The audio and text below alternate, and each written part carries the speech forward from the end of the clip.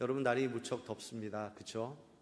예, 한 주간 동안 교회에 있으면서 낮에 너무 덥다라는 생각을 갖게 되는데 그러면서 한편으로 드는 생각은 참 외롭다라는 생각을 좀 하게 됩니다. 왜냐하면 교회에 낮에 찾아오시는 분들이 아무도 없으시더라고요.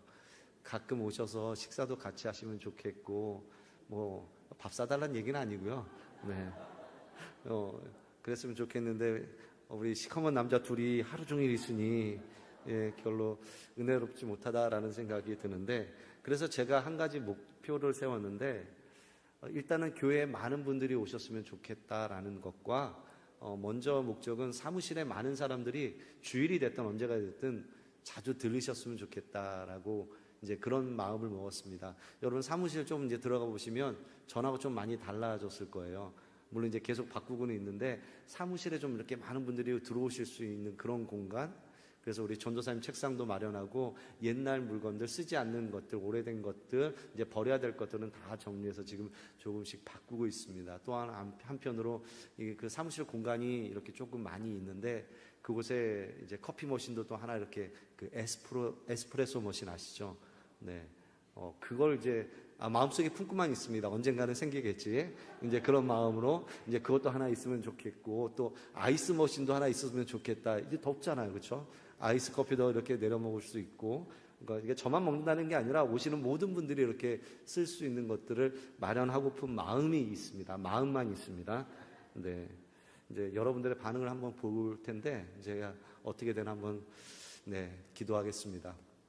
이제 한편으로 이제 사무실에 많은 분들이 오셨으면 좋겠다. 이게 첫 번째 목적입니다. 왜냐하면 사무실에 많이 온다라는 것은 교회와 어떤 연관성을 갖는다는 얘기고요. 교회 안에서 해야 될 일들과 또한 나눠야 될 것들, 그런 것들을 얻을 수 있는 기회가 사무실로부터 출발하기 때문에 그렇습니다. 비록 이제 우리 목사님과 저와 둘이 있지만 또 교회가 또 성장하면서 우리 행정을 보시는 분도 계셨으면 좋겠고, 또 그 안에 간사님도 계셨으면 좋겠고, 이제 교회가 성장한다라는 뜻으로 이제 첫 번째 목표는 사무실에 많은 사람이 들리게 한다. 이제 그런 생각을 가지고 있습니다.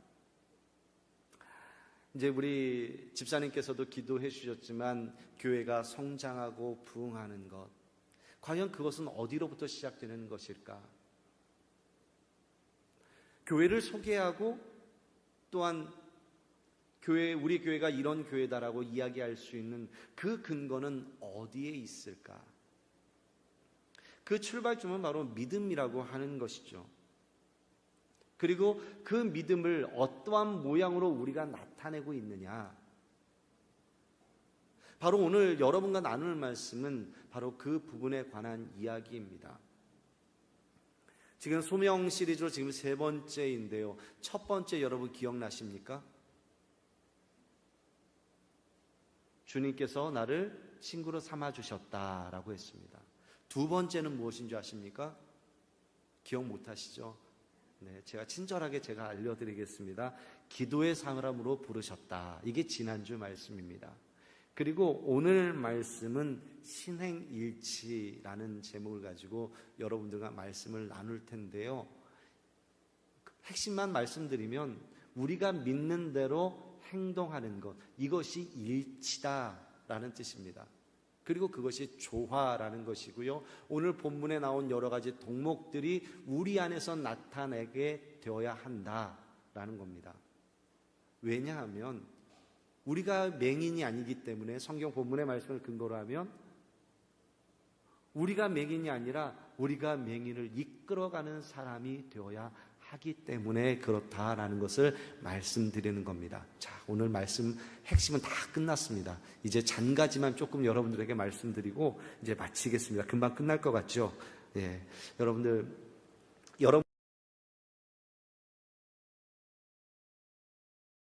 인간을 아프게 하고 그런 게 아니라, 여러분 젊었을 때 좀 생각해 보면 지금 어떠실지 모르겠습니다만 저는 몇몇 가지 좋아하는 것들이 있습니다. 운전을 할 때 창문을 열고 손을 이렇게 바깥으로 한 손을 빼는 거, 그리고 한 손으로 이렇게 운전하는 거, 이거 참 좋아. 기분이 그냥 좋아져요. 남들이 볼 때는 어떨지 모르겠지만 저만의 허세가 좀 있습니다. 대학 다닐 때 이제 허세가 한 가지 있는데, 제가 대학 다닐 때는 겨울에 롱코트 입는 게 유행이었어요. 여러분들도 아마 젊었을 때 생각해 보시면 아시겠지만, 여러분 겨울 되면 어떤 생각이 드세요? 겨울에 롱코트 입고?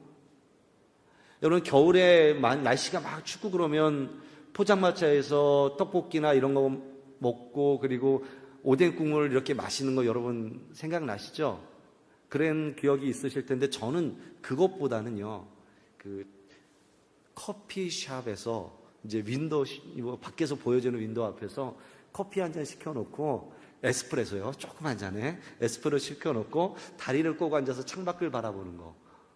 여러분 생각해 보세요. 한번. 얼마나 멋있습니까? 추운 겨울에 눈이 이렇게 내리는 겨울날에 버스 정류장에서 추워 떨면서 막 기다리는 게 아니라 버스가 오기까지 커피 한 잔을 딱 들고 있는 모습, 멋지지 않습니까? 나름대로 저는 그런 허세에 돈 많이 안 들어가는 그런 것들이 좀 있었습니다만, 여러분 커피를 좋아하시듯이 예가체프라고 하는 커피 품종이 있습니다. 그 커피를 이제 원두를 사서 잘 볶아서 볶고 난 후에 4일쯤 되었을 때 그라인더로 곱게 잘 갈아요. 그리고 이 커피를 핸드드립으로 잘 내리면 이제 거품, 크레마라고 합니다. 크레마라고 하는 거품이 쫙 내렸을 때, 물이 뜨거워서도 완전 팔팔 끓는 물도 아니라 92도쯤 되었을 때, 85도에서 92도쯤 되는 그 물로 쫙 내렸을 때 향기가 쫙 올라와요. 그리고 그 커피 한 잔을 창밖을 바라보며 딱 마시는 거, 여러분 어떠십니까? 멋지지 않으세요? 아니실 수도 있겠습니다만, 저는 그게 참 좋다라는 생각이 들어요.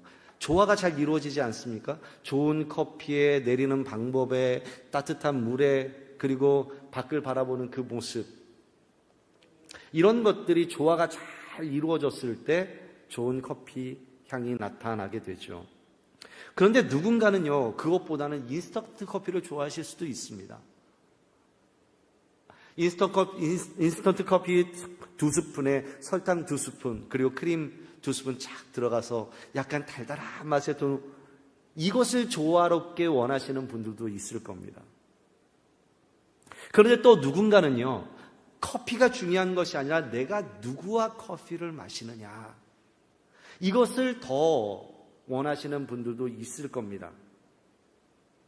그런데 또 어떤 누군가는요, 사람이 중요한 것이 아니라 그냥 밥 먹고 나서 커피 한 잔 그냥 먹는 거, 이것을 좋아하실 수도 있습니다. 좋은 원두와 좋은 커피와 환경과 여건, 이것이 잘 맞아떨어져서 이것을 좋다고 하는데, 바로 이것을 우리는 조화라고 이야기합니다. 커피 2스푼, 설탕 2스푼, 크림 2스푼, 이것이 조화롭게 잘 이루어지면 달달하고 쌉쌀한 맛이 내 입에서 녹아내릴 때 이것이 좋다고 하시는 분들도 있겠죠. 안에 들어가는 것이 조화롭게 잘 이루어지는 겁니다. 그런데 또 누군가는 사람과 조화를 잘 이루었을 때 이것이 좋다라고 말하는 사람도 있습니다. 여기서 좋다라고 하는 이것은요, 단지 사람의 취향에 따라 달라질 수 있는데, 이것은 커피만의 문제는 아니라는 겁니다. 어떤 한 곳으로 치우치지 않고 균형감을 잘 이루었을 때 우리는 좋다라고 말하는 것이죠. 우리 옆 사람들에게 한번 이야기 한번 해보겠습니다. 좋다, 이렇게 한번. 너무 약간 쉰 듯한 표현으로 하셔야 돼요. 야, 좋다. 여러분, 이 표현이 우리 하나님께서 인간을 만드시고 나서 하셨던 표현이라는 겁니다. 보시기에 심히 좋았더라. 이것은요, 그냥 단지 좋다 이 정도의 표현이 아니라 하나님이 만들어 놓으신 창조물들이 온 세계가 조화롭게 잘 이루어졌고, 그 창조의 정점에 하나님의 백성을 만들어 놓으시고 그 모습을 보면서 너무너무 좋다라고 이렇게 말씀하고 있는 겁니다.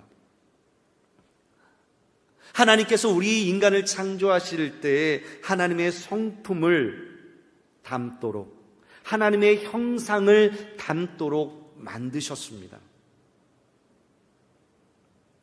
그 하나님의 형상을 닮았다라고 하는 것은 하나님의 성품을 닮았다라고 하는 것입니다.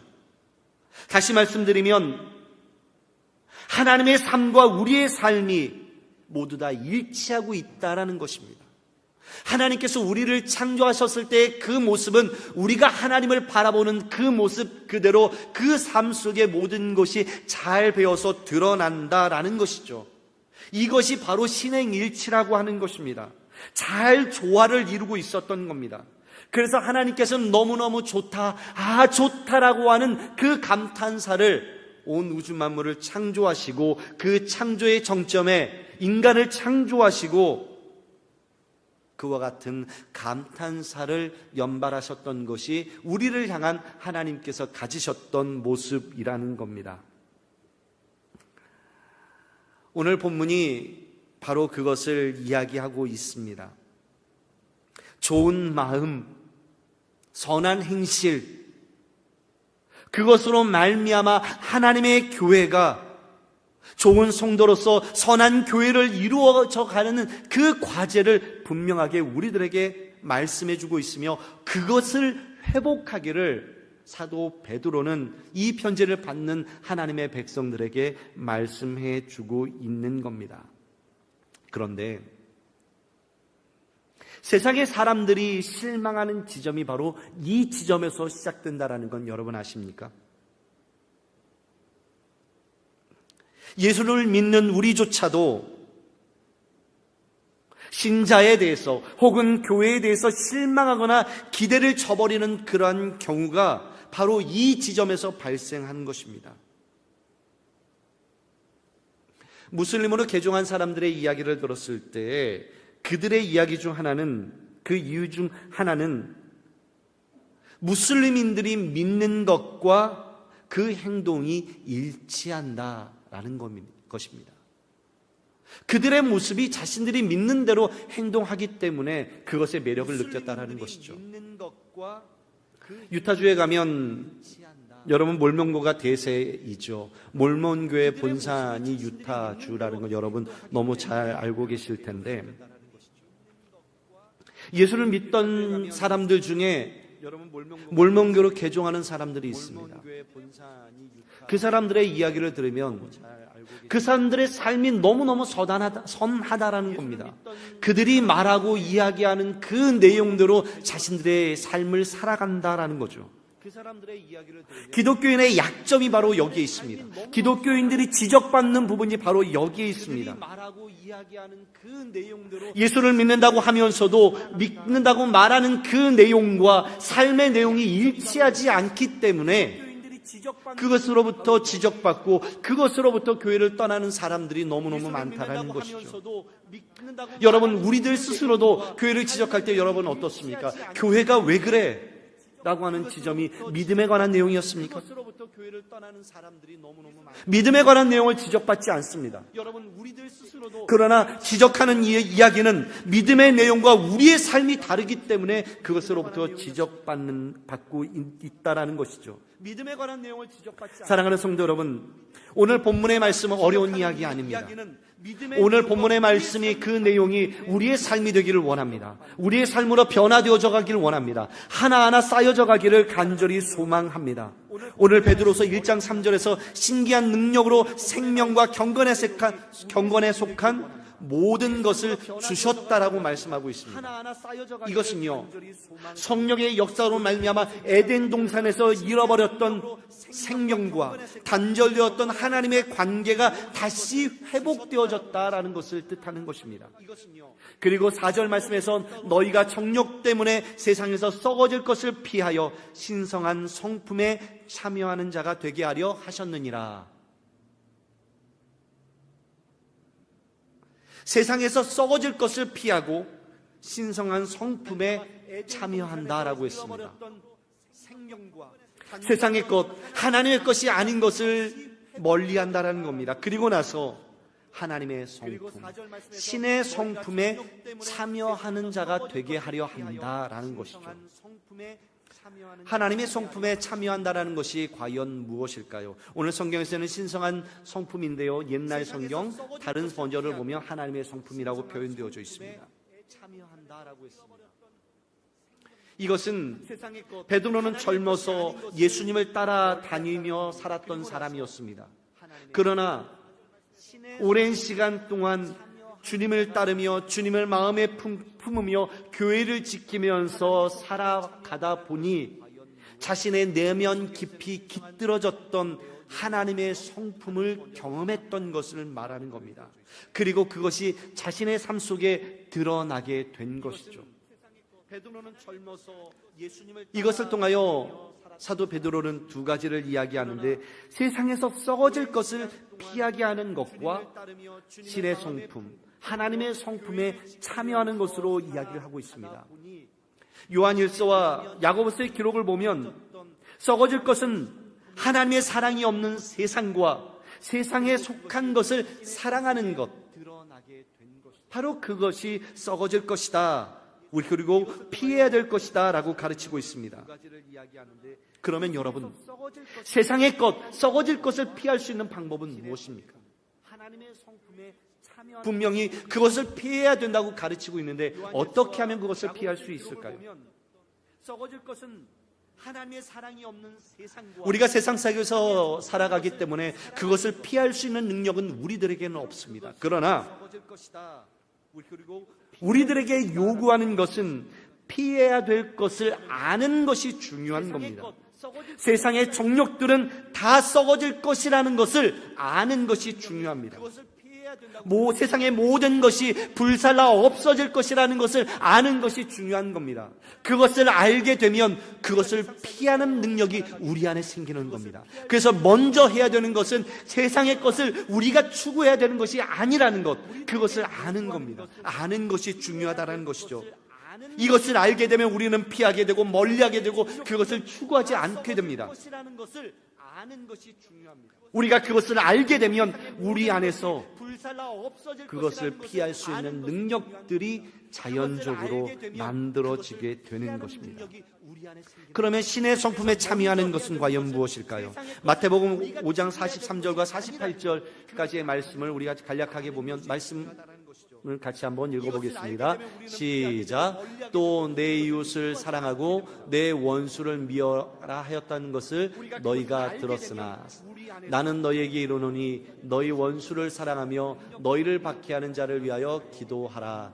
48절입니다. 시작. 그러므로 하늘에 계신 너희 아버지의 온전하심과 같이 너희도 온전하라. 여러분, 사도 베드로가 활동할 당시에 유대인들은요, 자신들만이 신의 성품에 참여한 자라고 생각했습니다. 유대인이지만 율법을 지키지 못하는 자들을 죄인 취급하면서 세리와 창기로서 격렬하고 이방인들은 짐승처럼 여겼던 것이 바로 유대인들의 모습이었습니다. 그런데 예수님께서는 그들을 향하여 하나님의 온전하심이 어떤 것인지 말씀하시면서 유대인의 수준이 아니라 하나님의 아들됨과 하나님의 자녀됨의 수준까지 너희가 들어와 하나님의 온전함을 이룰 것을 이야기하고 있습니다. 하나님의 아들이 되는 것이라는 것은, 하나님의 자녀가 된다고 하는 것은 원수를 사랑하고 너희를 핍박하는 자를 위하여 기도하는 것이며, 그것이야말로 하나님의 온전하심 가운데 거하는 그 온전하심이 우리 가운데 이루어지는 것을 말씀하고 있는 것이죠. 사랑하는 성도 여러분, 우리는 하나님의 성품을 담는 자의 위치에 있습니다. 그리고 하나님의 성품, 그것을 우리가 드러낼 것을 요구하는 것이 오늘 본문의 말씀입니다. 그렇다면 저와 여러분에게 하나님의 성품이라는 것이 있습니까? 그 하나님의 성품이라는 것이 과연 무엇일까요? 오늘 본문에서 5절에서 7절까지의 말씀이 이야기하고 있는데요, 이러므로 너희가 더욱 힘써 너희 믿음의 덕을, 덕의 지식을, 지식의 절제를, 절제의 인내를, 인내의 경건을, 경건의 형제 우애를, 형제 우애의 사랑을 공급하라. 지금 읽어드리는 말씀의 내용 어려우십니까? 어려운 내용은 아니죠. 마지막 절에 힘써 공급하라고 말씀하고 있습니다. 여기서 공급하다라는 뜻은요, 우리말로서 무엇을 제공하는 것이 아니라 마치 지휘자가 지휘를 하듯이, 컨덕터가 오케스트라를 모아놓고 각 악기와 파트의 소리를 들으면서 전체를 조화롭게 이루어 가듯이 이 공급하다는 조금 전에 읽어드린 이 항목들이 전체가 조화를 이룰 수 있도록 어느 한 가지만 두드러지는 것이 아니라 전체 모든 것이 나의 삶 속에서 배어나도록 그 일에 지혜롭게 잘 컨트롤해서 힘써 애써서 이 내용들이 나의 삶 가운데 나타날 것을 말씀하고 있는 겁니다. 바로 우리 성도들에게 요구하고 있는 것입니다. 사도 베드로는 하나님의 종됨으로 자신을 표현합니다. 자신이 먼저 하나님의 종이 되어졌다라고 말씀합니다. 베드로는 모든 면에서 앞장서 있던 사람이었습니다. 그러기에 나 사도는 먼저 이렇게 말해도 되지만 1절에서 말씀하기를 하나님의 종된, 주의 종된 자라고 먼저 이야기를 합니다. 예수 그리스도의 종이며 사도된 시몬 베드로는 이렇게 자신을 표현하며 말씀합니다. 여러분, 종이라는 것이 무엇입니까? 노예죠. 노예는 주인에게 속한 사람입니다. 주인의 물건과도 같은 사람이죠. 자신의 의지를 드러내는 것이 아니라 바로 종이 원하는 것을 행하는 사람인 겁니다. 이것이 사도 베드로가 존재하는 이유이며 자신을 그 모든 것에 맞추고 있었던 사람입니다. 하나님의 부르심과 택하심에 모든 초점을 맞추고 살아가다 보니 그의 삶은 하나님의 종이었습니다. 주의 종이었습니다. 그러다 보니 그의 삶 속에, 그의 성품 속에 그리스도의 성품이 녹아들어가 있었고 그것이 자연스럽게 드러나는 삶을 살았던 것이 바로 베드로였습니다. 베드로가 처음 주님의 제자가 되었을 때 그의 성품은 어땠습니까? 여러분, 불같은 사람이었습니다. 자신이 원하는 대로, 자신이 뜻하는 대로, 자신이 먼저 생각나는 대로 움직이던 사람이 바로 베드로였습니다. 그런데 주님의 사도가 된 이후 그는 주의 종으로서 삶을 살아갔습니다. 주가 이끄시는 대로, 주가 인도하시는 대로, 주가 원하시는 대로 그 삶을 살아갔던 사람이 바로 베드로였습니다. 변화되어진 삶이었다라는 거죠. 여러분, 불같은 사람이었습니다. 그리고 그의 삶이 언제나 거기에서 머물러 있는 것이 아니라 믿음이 날마다 자라가며 성장해 갔습니다. 믿음이 자란다는 게 과연 무엇일까요? 기도할 때마다 주의 음성을 듣고 직통계시로 하나님과 대화를 나누는 것, 그것이 믿음이 자라가는 것일까요? 믿음이 자라간다라고 하는 것은요, 나의 안에 있는 이 성품이 하나님을 닮아가는 것이고 이 하나님을 닮아가는 성품이 날마다 하나씩 쌓여져 가는 겁니다. 믿음의 생활이, 믿음의 삶이, 신앙의 삶이 이루어져 가는 겁니다.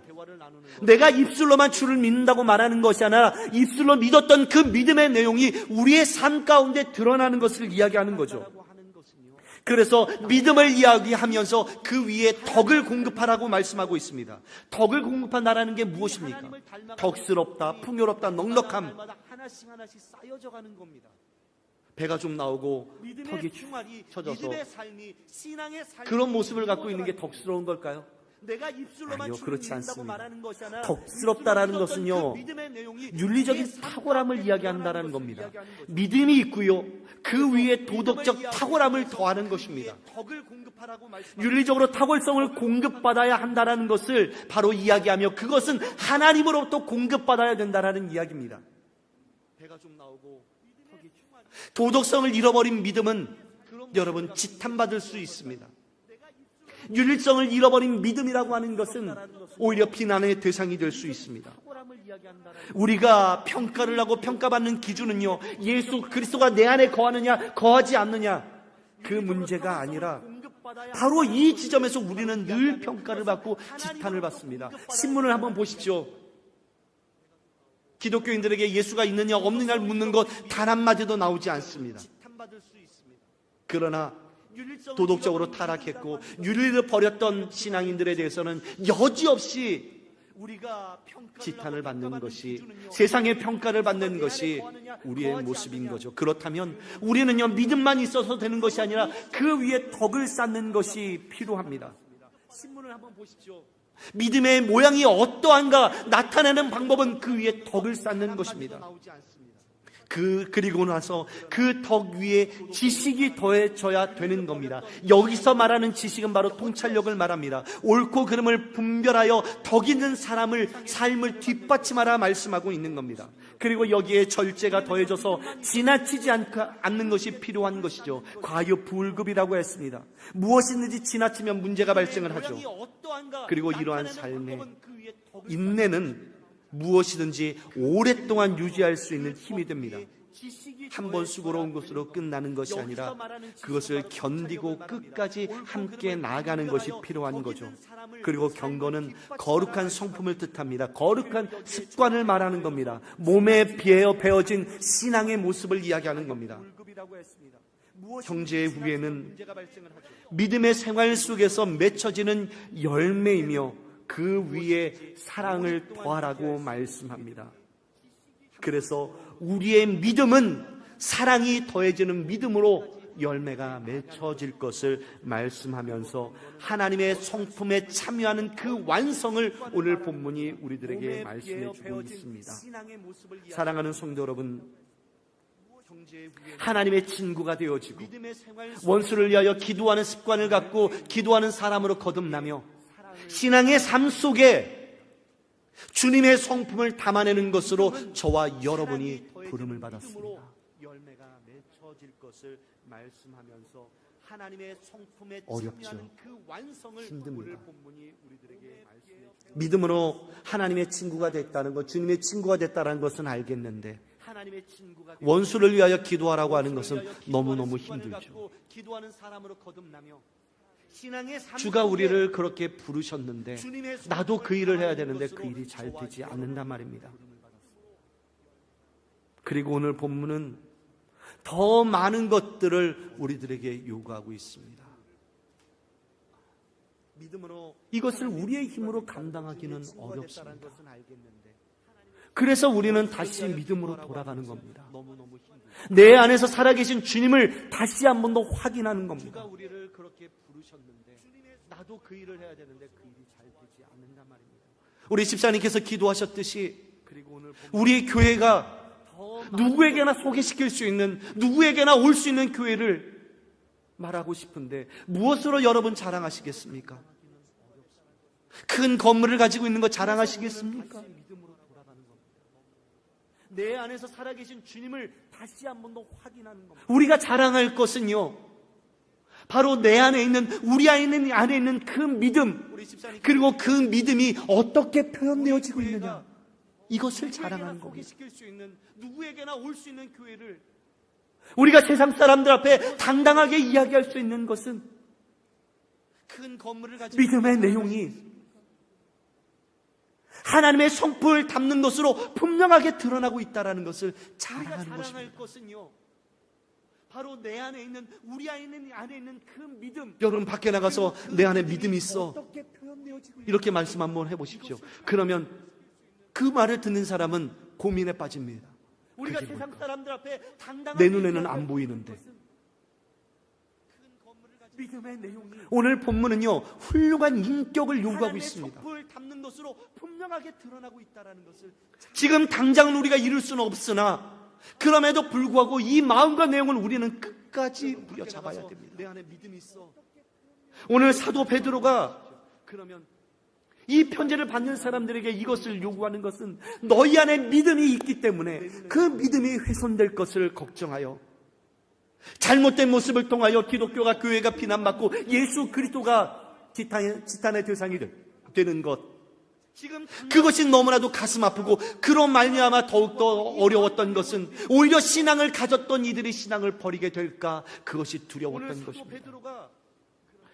오늘 이 본문은요, 불신자들을 위해서 하는 이야기가 아닙니다. 너희 안에 믿음이 있기 때문에 이것을 갖지 못하고 있었던 신자들을 향하여 말씀하고 있는 것입니다. 기독교가, 교회가 비난받고 예수 그리스도가 지탄의 대상이 되고 단지 어떤 항목 하나가 보이지 않아서 하는 것이 아니라 죄의 사함을 잊고 종됨을 잊어버리니 맹인이 되어버렸고 근시안적인 사람이 되었습니다. 오늘 이 본문은요, 죄 사함을 받았다는 것을 잊어버리며 그것을 잊어버리니 그 나머지 것들이 자연스럽게 사라져버린 것이죠. 사랑하는 성도 여러분, 여러 가지 항목들을 이야기했으나 여러분, 그 내용은 기억하시고요, 우리가 붙잡아야 되는 것은요, 바로 죄사함, 내 안에서 죄사함이 있다라고 하는 것, 그것을 꼭 붙잡으십시오. 죄사함을 받았다는 것을 잊어버리며, 그리고 고민하며 생각하며 기도하면, 여러분, 조금 전에 말씀드렸던 이 내용들이 믿음과 덕과 지식과 인내와 거룩한 성품이 경건이 형제 위에 사랑이 더해지는 것으로 우리의 삶은 현되어진다는 것. 그때마다 하나님을 붙잡으십시오. 어떤 항목이 내게서 부족하여 조화를 이루고 있지 못하면, 여러분, 조금 전에 말씀드렸던 이 내용들이 믿음과 다시 처음으로 돌아가 내 안에 있는 죄사함을, 예수 그리스도의 그 능력을 다시 한 번 더 확인하셨으면 좋겠습니다. 그리고 또한 맹인으로 이야기하는 것은 너희가 맹인이 아니라 눈먼 사람들을 너희가 이끌어다오. 이 부탁이 오늘 본문 가운데 담겨져 있습니다. 주님께서 우리에게 부르시는 그 소명은 너희들의 그 죄사함을 다시 회복하여 주의 성품에 참여한 자가 되어서 아직까지 눈을 뜨지 못한 영혼들을 이끌어서 하나님의 사람들이 이 안에 가득하기를 소망하고 이 안에 넘쳐나기를 갈망하는 것이 바로 사도 베드로가 우리를 향하여 당부하고 있는 겁니다. 교회 부흥, 이것으로부터 출발하는 겁니다. 교회 성장, 하나님의 백성들이, 새 영혼들이 이곳에 들어오는 것은 바로 여기로부터 시작되는 겁니다. 여러분은 함께 꿈꾸시고 함께 소망했으면 좋겠습니다. 우리 시간에 다 같이 자리에 일어나셔서 예수 이름이 온 땅에 힘차게 박수치며 우리 함께 찬양하실 때요, 우리의 성품을 따라서, 주님의 성품을 따라서 그것을 갈망하는 하나님의 사람들이 이 땅에 들어오는 것을 함께 소망하며 기도하며 찬양하겠습니다.